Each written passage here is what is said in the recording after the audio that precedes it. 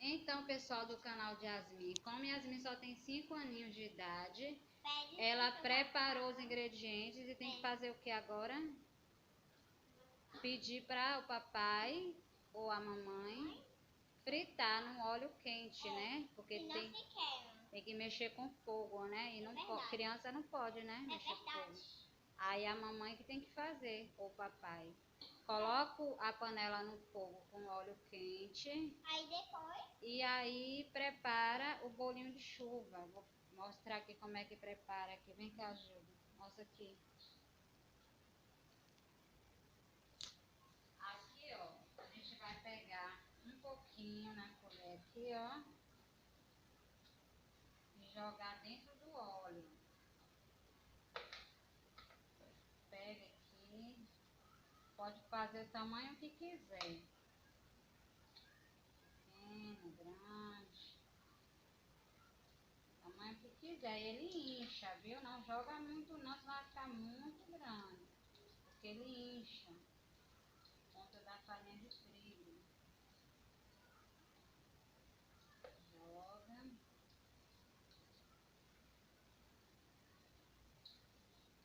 Faz o formato aqui, fica bem bonitinho.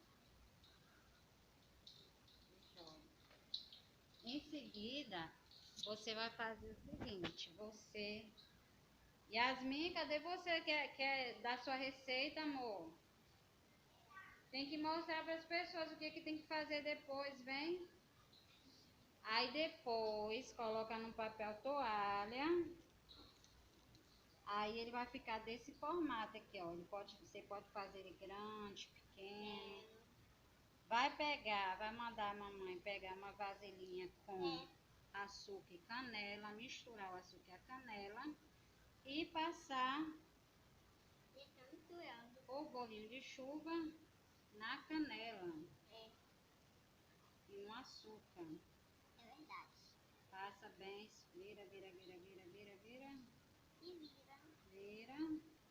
Passa bem passadinho. Bem passadinho. Muito bem. Aí pega todos eles e passa na canela e no açúcar, né, amor? E aí a receita está finalizada. Bolinho de chuva. Para o dia de chuva é uma ótima opção. Né, amor? Fica saboroso, né? Fica muito saboroso. Olha aqui pra mim. Muito bem. Mas esse daqui já tá pronto, esse. Pode colocar tudo aí dentro. Aqui? Todos daqui aí dentro, tá? E aí vai ficar maravilhoso. A minha mãe vai me ajudar em tudo. Tudo que eu precisar de ajuda. É isso aí. Dá um tchauzinho.